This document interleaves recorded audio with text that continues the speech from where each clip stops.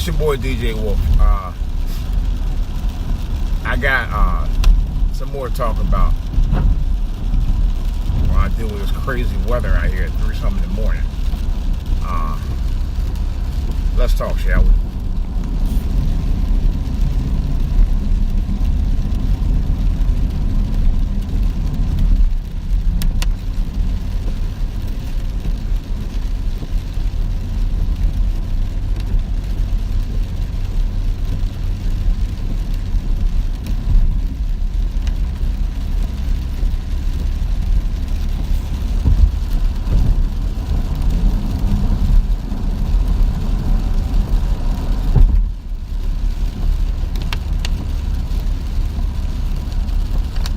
Alright, it's your boy DJ Wolf here. Last night's event, our pre-Valentine Day celebration, was incredible. It was not only incredible, it was very joyful, it was happy, it was laid back. The music was incredible, of course, as provided by yours truly. The MCs were on point. It was just, it was just one of those days where you just love being around people. And my hat is off to my wife, my church, and my God. And I know one of the members of the committee had asked me, he said, I said, nothing.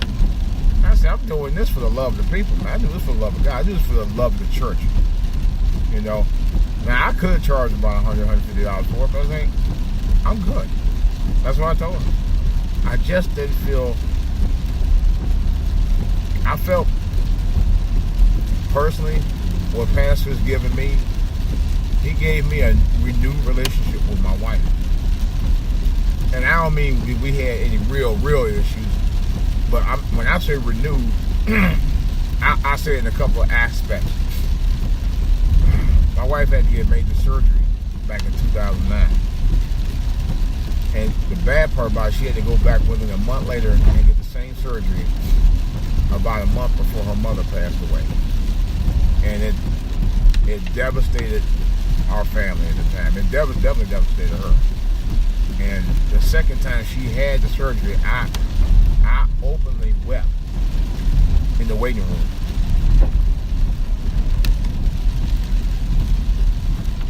And Manstar, DC. I mean, I openly wept. I really did. And to me, it led me 3 years later getting back with the Word of God. That moment, well, from that moment on anyway, I knew there was something I had to do sooner or later to get myself right, as tears were streaming down my face, thinking about the goodness of the Lord, thinking about just asking for a little help, like Erica Campbell said. And that's all I wanted. That's all I ever needed.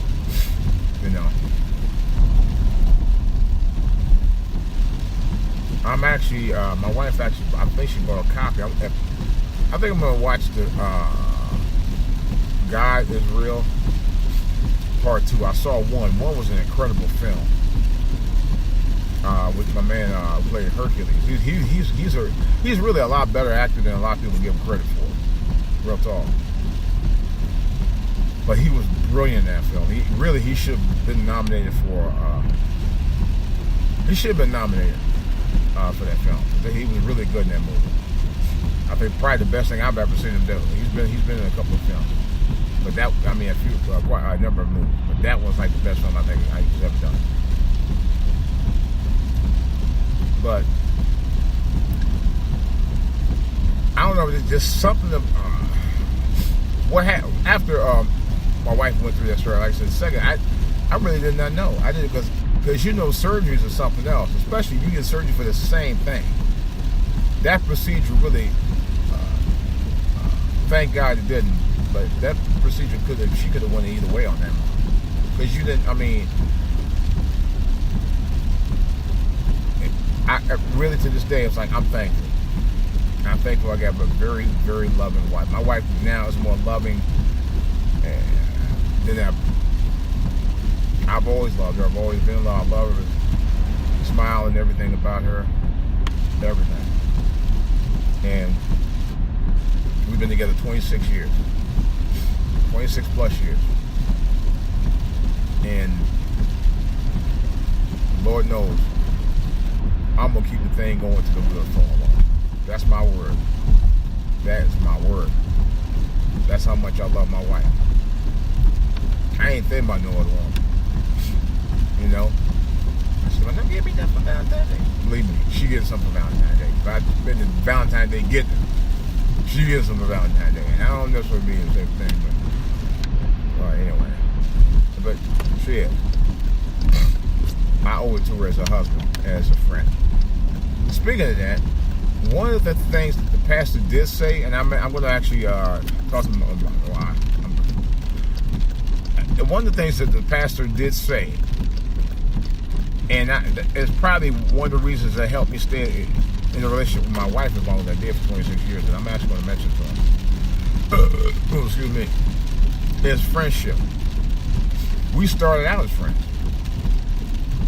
We ended as lovers, but of course, we started out as friends. And I always said, as long as you start out in a relationship with your significant other as a friend, because really,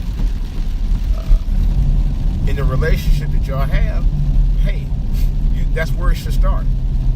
It's not going to do you no good to say, I'm the man, you're the woman, and you're going to be my lover, and that's it. No. You have to come to a medium in the relationship where you have to remember where the relationship started from. It started from you being friends with her. You know? And she is my friend. She's my closest friend.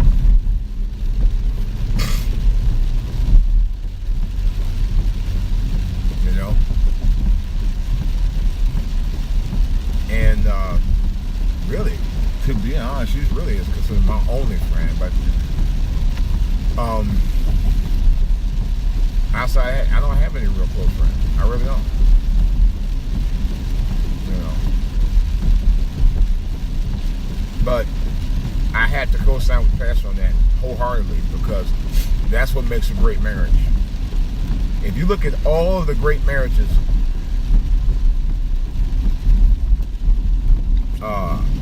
whether it be entertainment or whatever, the ones, especially ones that last for more than 20 years. What the hell? Are you serious? This fool is in the wrong goddamn lane. He must be high or something. This fool right here. This fucking fool. Excuse my French, guys. I'll get back to the marriage man. See, this is what will take me out of my religion. Is freaking idiots that don't know where the hell they going. How you end up in that lane? That's not even your lane, fool. Now watch this hold tight for a second. I'm gonna get back to talking about the friendship thing in a minute. This is why shouldn't really be doing videos like this while I'm on the road here, because of idiots like this. This dude's a complete idiot. I saw a car in the opposite lane going the same direction I'm going in, and I'm in the right lane. I'm in the correct lane. This dude trying to go left on a lane he know damn well he's not supposed to be in. He's a total idiot. He's a total effing idiot. And I hate, you know, I see it. That's one of the things I'm trying to curb this year. It's not cuss. It's hard when you see idiots out here, because I get so upset about it. You know, and I shouldn't really be getting upset anyway. But how the hell you want to be in a lane that's going the opposite direction at 3-something in the morning? You must be high. I was actually hoping the cops stopped his stupid butt. You know, so I gotta try to go around this fool. This fool. This total damn fool.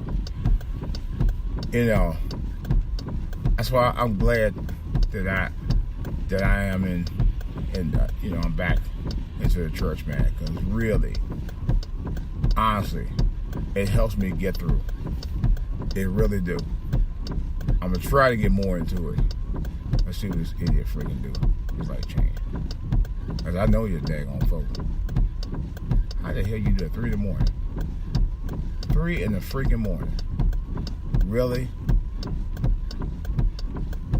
Which is why I don't like hanging out past 2 in the morning.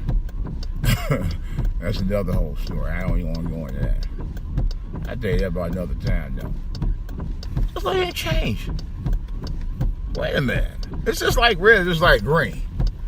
The light just changed on the opposite end of the street and then change. What the hell is this? Oh, now I see. I'm about to do the same thing. What the hell? This light didn't change. This light did not change. If it don't change this time, I'm gonna have to run it myself. This is stupid. This is stupid as hell. This light never changed. But this map tapper hit me, that's gonna be a problem. I'm gonna do the same damn thing. Just like it changed.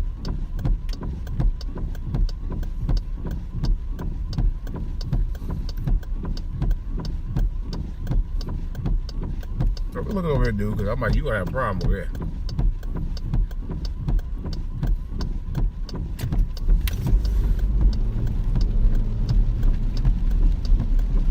That's a big problem. I don't know what happened. Wait a minute. I'm over here near Independence Avenue. The light, just no joke, the light was on red, and then it went from red to green on the opposite, on the other side of the street, on the next street over. Opposite where I was at. Then it went back to red. And then our light didn't change, and then it went back to green again. See, I think the DC be watching these lights, and they do monitor, because I've heard that they monitor these intersections. And they mess with people to try to catch them. And there ain't nothing going on, but that dude was high.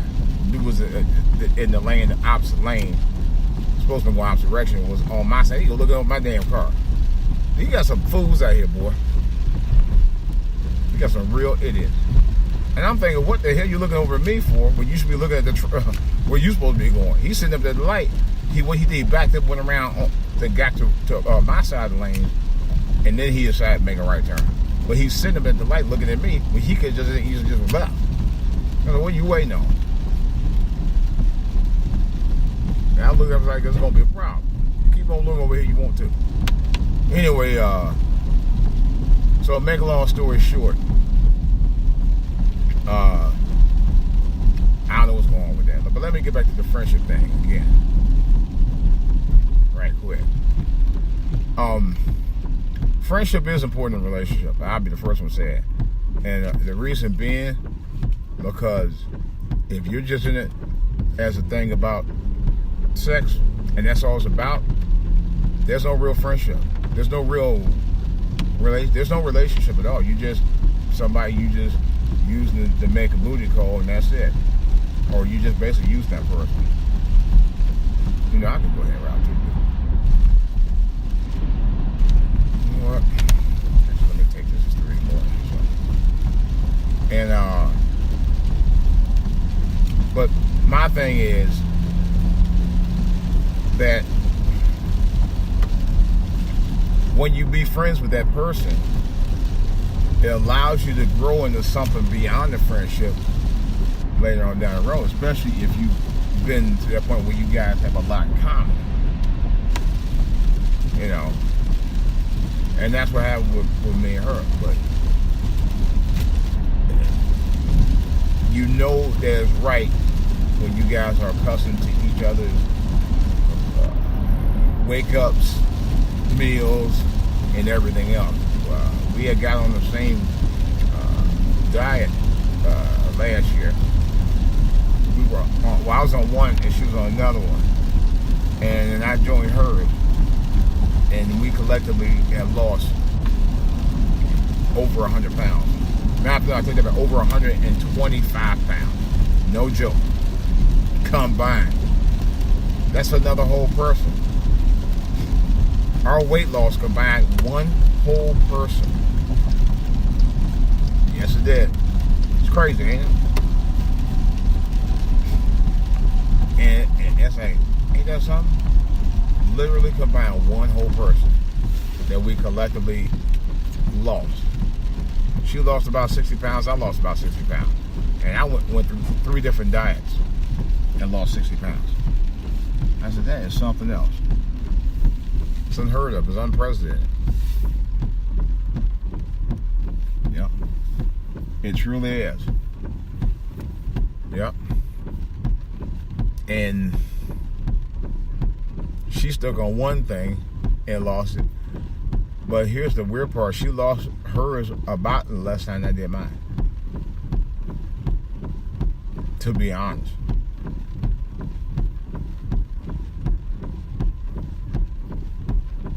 But then she also lost water weight. She was, and I did too, but my water weight wasn't as much. And she had more to lose. But she lost a little bit of rep. Well, not much more, but in a shorter time she did than I did. Let's put it like that.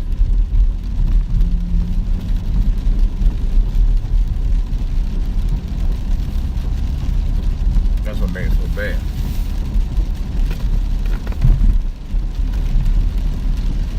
In a much shorter time span.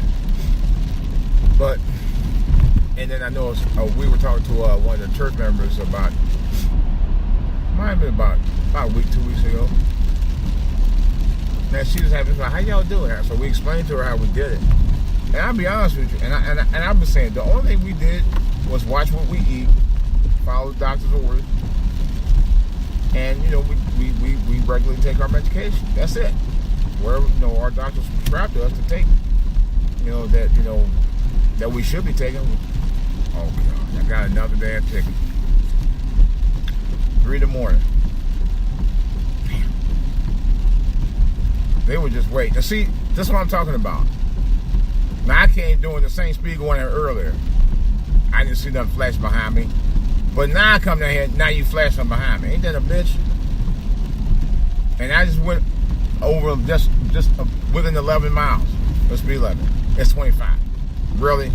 They were looking at me. They were looking at me the whole time. I'll get to that later. But like I was saying, she kind of looked over us, and when we told her about that, she said it looked like, really? Are you serious? You asked us a question about it, and we even told her. I said, we go to the gym too. And I said, you can join us with Planet Fitness. If you want. I said, it's only like blah blah blah. And I wasn't being funny, but she wanted to know, so I told her. And she didn't say anything else. She just walked away. Oh, now well, she did say she was good. Y'all did it, but she was like stunned about it because we both actually worked out and lost our weight around the same time.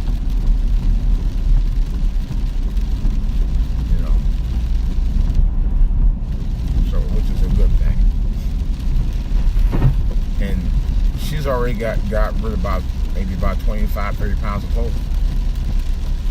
Yet my wife said, well, you save a lot. Yeah, you save a lot of stuff. Yeah, I kind of do. I mean, until I can buy some clothes that will fit me, and I do. Actually, I take that back. I'm wearing skinny jeans now. 38s at that. I've actually lost 8 pant sizes. I'm still shocked about that. 8 pant sizes. I started out wearing 46 pants. I'm back to 38. I haven't worn 38 pants since the 1990s. That's no joke. And I'm currently right now under 230 pounds. Matter of fact, the last I weighed was around 226. That's the smallest I've been in over 2 decades. Yep, the smallest I've been in 2 decades. I'm still shocked by that. Yeah. And I'm wearing the the skinny jeans with the elastic on it, but they feel good. I mean, once you get them on, it's like hey, they don't fit. They don't really fit tight. Actually, they're actually a little looser than I thought they were. They may look a little. They're not tight. They're not even tight on my butt because they still slip on my pants every now and then. I just pull my pants on. So I might be dropping another pant size. But I know if I put on 36 of it, that's just portion. You know. People say, "Well, you trying to lose weight to look good?" Well, yeah. The objective is not only to lose weight to be to look good, but you got to be healthy too. But then again, people say, just because you skinny doesn't necessarily mean you're healthy. That's true. But I don't look emaciated. Let's put it like that. I look very healthy for my size right now. I really do. And I don't feel it. Because I do make sure that I get the proper meals daily, for the most part. I might do a little cheating a little bit, but that's mainly because I don't do it every single day. I don't even do it most days. And I can get away with it. You got other people, well, I cheat a little bit and be 400 pounds. And, if you watch my 600-pound life, you got people do that on their show all the time. Doctor tell you, hey, this is what you need to do. You need to do this, that, and the other. And they're like, oh, well, I cheat. What the hell you cheated for? You need to start with a serious weight loss. And for me, I can say that wholeheartedly because the first 3-4 months, I didn't cheat at all. I wouldn't even eat cake or pie for the first 3-4 months. Wouldn't touch it. Period. Wouldn't eat any fries. Wouldn't eat any fried chicken. As a matter of fact, I can't remember the last time I had fried chicken. It's been a long time. It's been months, several months. I don't even think I've had some ribs and not fried though. Nevertheless, if you're over a certain weight and you know that you have a bad eating habit, it's best you just go cold turkey. Trust me on that. I went cold turkey back, really back in late fall, and I lost the weight. I literally lost the weight. It started dropping.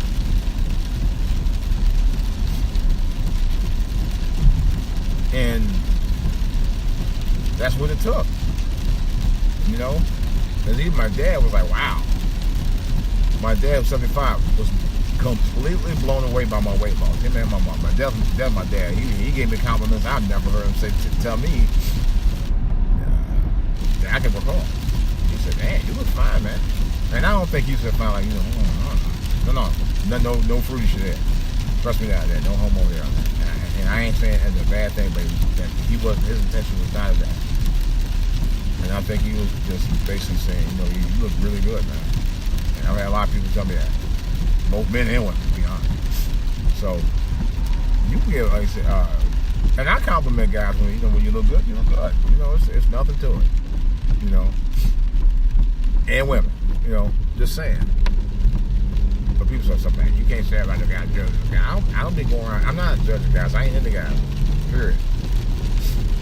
I'm just saying that you can give a guy a compliment every now and then. I know some people feel some kind of way about it. And I didn't know when my dad told me, I was like, I didn't feel bad. I felt really good. I felt proud. And I told him, I said, what? And it was not easy.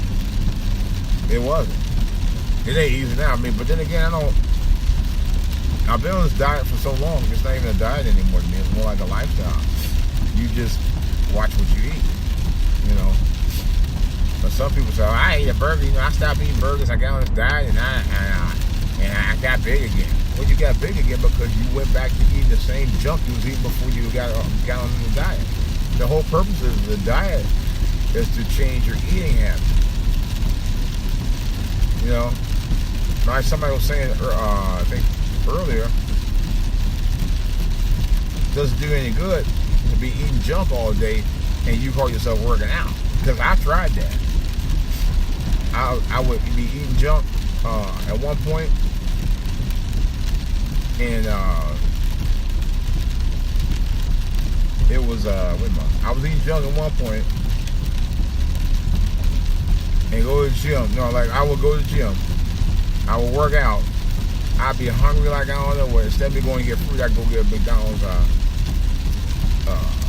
sausage with egg and bacon cheese. Or sausage, bacon, cheese. Or sausage and cheese, rather.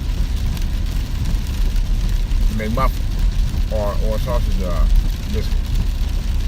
And I would buy like 2 of them and get some hash browns and call myself trying to bulk up. I didn't play football. I didn't have that metabolism I could burn stuff off like that. And on top of that, the food ain't good for you anyway. At least not the way, that's not good for you. You keep eating that kind of stuff, man. At some point, you got to cut it out.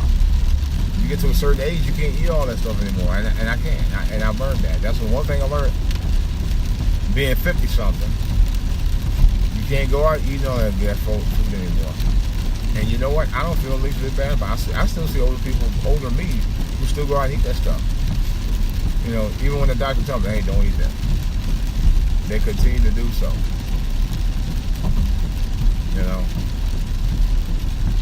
When you tell me don't eat it, damn it, I won't eat it. That's my word. I will not eat that junk anymore. I know what my health matters on that. I will not touch it. Just simply won't. Period. And that's how I be. But in any case, like I said, I do feel a lot better. My wife feels a lot better. And everything in between feels a lot better. And that's why I'm going to leave it at that. But it does. I think our relationship now is stronger than ever before. My wife she had to go out of town about a couple weeks ago. And I missed her so much. From the first day on, I felt like, the song Luther's A House Is Not a Home? That song described my feelings in the first time, but she said she felt the same way I went to Cleveland. Like something's missing. That's when you know love is strong to the bone. Let me put it like this. Me and my wife used to have some serious drag-out knuckle arguments. And in some cases, almost to the point of physical violence. I own that. But we were never really violent towards each other. And I can say that with wholehearted honesty. And that was the last thing I would ever want to do to my wife. I've never struck my wife. I got in the face about stuff, but I've never physically hit her. No, never. In 26 years of marriage, I've gotten the ass. You know what I'm saying. I'm talking about arguments. I got right in the face, but I've never done anything beyond that. I never believed in that. I saw it happen growing up at home. I know a couple other people. Matter of fact, a couple of church people told me they've seen the same thing. And I know how it is. But my thing of it is,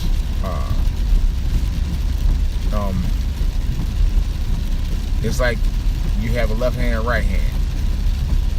And you wake up one day and the right hand's gone, your left hand's still there, but you know something ain't right because your right hand was your rock. That's how I feel about my baby girl. I told her, I call her my baby girl. But anyway, and that's true love, and that's true love to the bone. And I was going to say about the argument part, we used to argue, fuss, and fight, but not to a point where we actually became physically violent. That never happened. But I do know at one point I used to be so upset with her. I wouldn't speak to her for 2 weeks. And even then, I felt kind of like, some kind of way about it. But I also kind of felt like, wow, she's my rock. And I love her. And I be missing her. I miss talking to her. And it's like, it can't be right if I don't. And on top of that, I can only stay but so mad at her. Because it used to be, I would be mad for 2 weeks, and all of a sudden, we start slowly talking about each other. But then now, I can't be mad at her more in a couple of days. I can't do it. I just, And to me, that is true love, because I know women who I had been with before I met her. I would just be to a point, I was like, man, I would still be talking about that same thing that we were talking about that she pissed me off, my ex-girlfriend pissed me off about weeks later. Her, I just get to a point where I can't even get mad. I just get over it. And I've learned that. I've learned that going to church. I've learned that from personal experience. You know. And I learned that also when raising my family. You know. And I after tonight, and that's what I'm coming around to, I really learned that this is the plan that Jesus has set forth for us as Christians, is to learn to coexist, to learn to love each other, to learn to love each other's faults and defaults, and just respect each other for who we are. You know, even our culture as African Americans, we all come from different backgrounds, different walks of life. You know, one of the church members that told me, you know, they didn't even know, and they didn't know. A lot of people didn't know I DJ'd on side. You know, and they said, man, this church has so many talents, man, and we do. You know, my wife was just talking about, we got guys who are carpenters, we got people out there who lay brick, and we got people out there construction, we got people out there that do catering, and you got people out there that DJ, like myself, and people have a limo service or something like that. So we got all these guys who do all these little things, but my thing is primarily a side. It's not my main job. It's my side job, actually. You know, but I love doing it. I do. I enjoy it. I enjoy it very much so. I like playing music. I like, you know, stuff like that. I like entertaining people, and I like to see people have fun. You know, but Jesus' plan is about love. And we talk about it in the program, agape, you know, which is basically an unconditional type of love, but it goes beyond unconditional. Let me slow down. That's really out here. And to be honest, that to me, that's what it's about.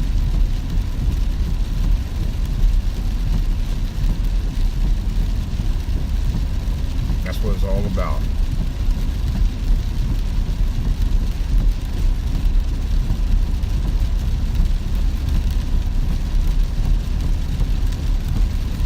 And I appreciate that.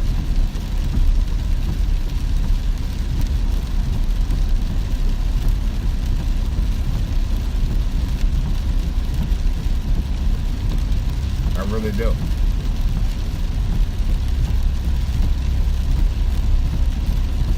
And for some reason, I feel a great euphoria that, you know, I must be doing something right in my life. To be there for the people who've been there for me and my family, which is what I'm coming around to saying. You know, and it's the reason why I go back to church. It's the reason why the reason why I sing. Now I know why. You know, me belonging to two choirs. I'm actually thinking about joining a third one now. You know, but I'll get around that hopefully in about another couple of years or so. And I do like singing. In fact, that's one of the reasons why I actually had to go to the meeting, because we actually got a meeting on the upcoming service regarding that. So,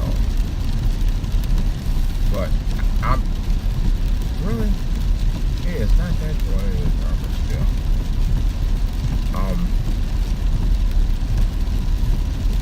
And then this food will speed up. But I'm serious today about starting a channel that talks about Jesus' love. I really am. I've been saying it before, and I think at some point I will be doing that, because I think it's very important that we do more of that. I think, like somebody was saying at the program, that if we had more love in the world would be a much better place. But I mean love, I'll take a further step. Love and understanding. I think it's the two things that we lack thereof in this world anymore. You know, you can love somebody but never understand. You know, I have family members. I love them dearly. I don't always understand what the hell they're doing, but I love them dearly. But you love and understanding,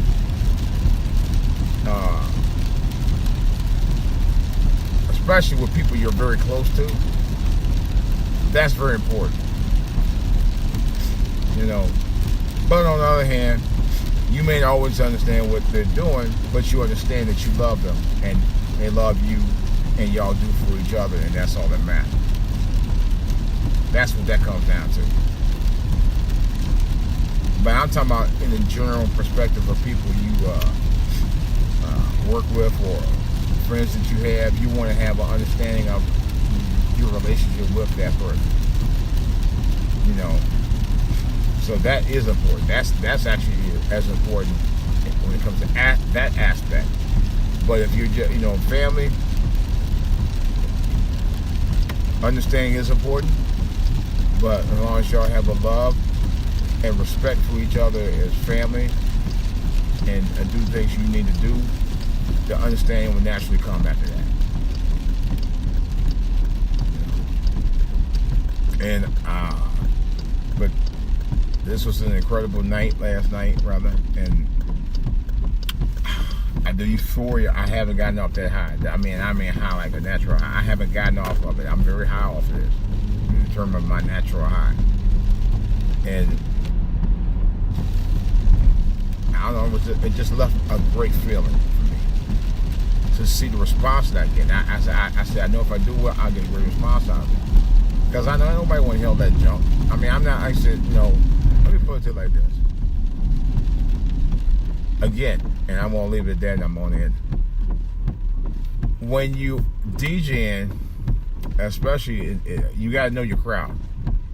I pretty much know this crowd. I mean, I've worshiped with them. I've sang with them. I did speeches in front of them.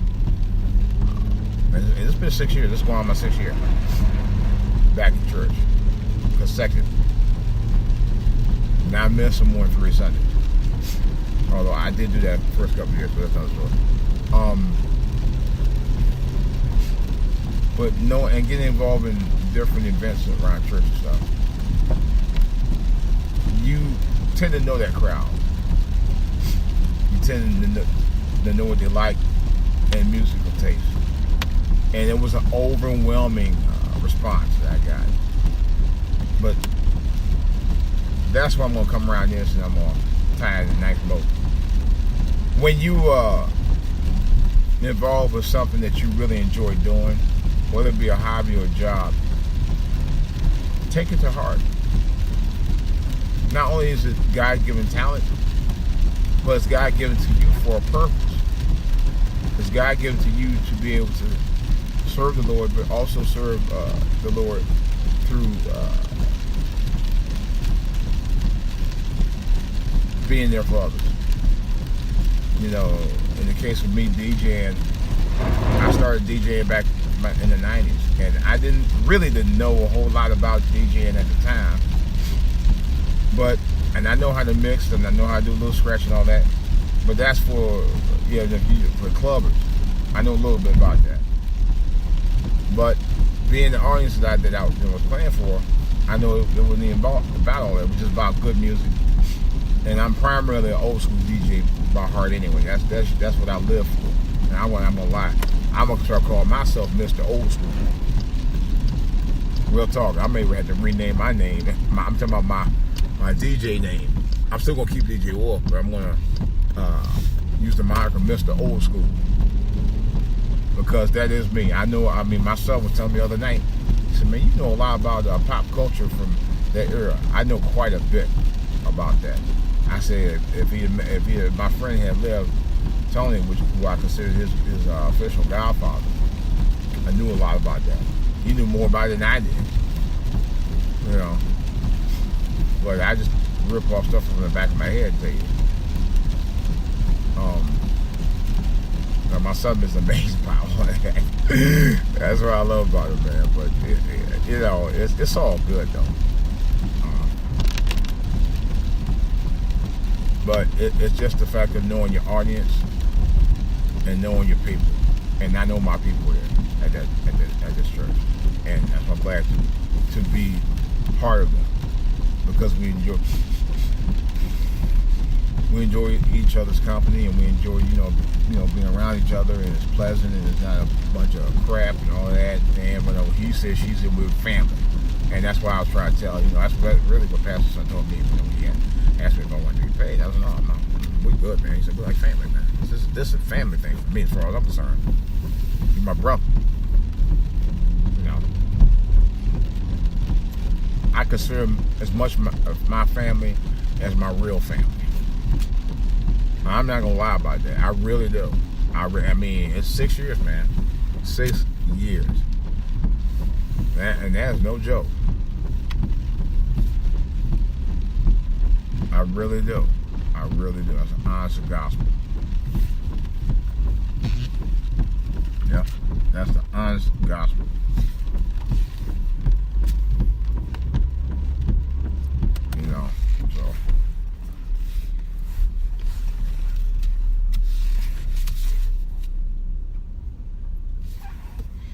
But that's how it be. Whew, oh my God, it's going to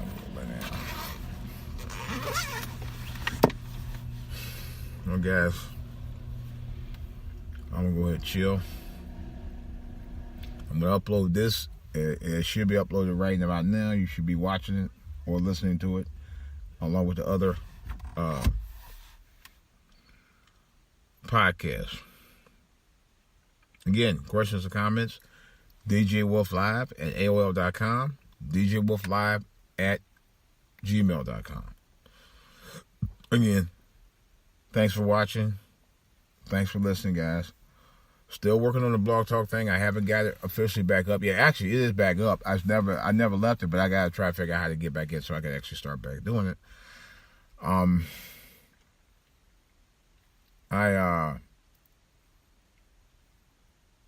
We'll be getting a number on it soon as a fail-safe. And the reason why, because I've been having problems with Google.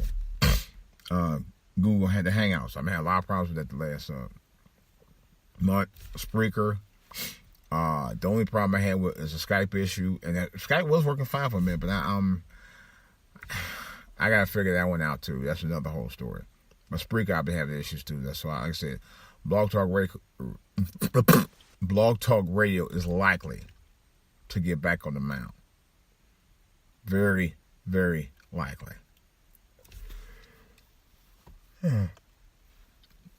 Because I know it's the most reliable source I've ever used as far as doing podcasts on. All right, guys. Well, I'm out. I'm just pass out and go to sleep. All right, guys. This is DJ Wolf. Love you guys. God bless. Go to church. Talk to you later. Out. DJ, DJ, DJ, DJ, DJ, DJ, DJ, DJ, DJ.